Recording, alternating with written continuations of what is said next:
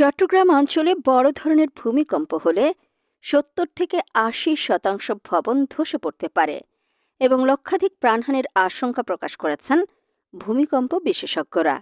বিশেষ করে বাংলাদেশের ৩টি প্রধান tectonic plate Burmese Indian, Bangladesh Indian এবং বাংলাদেশ মিয়ানমার প্লেটের অত্যন্ত নিকটবর্তী হওয়ায় এ অঞ্চলটি দীর্ঘদিন ধরেই ভূমিকম্প ঝুঁকিপূর্ণ।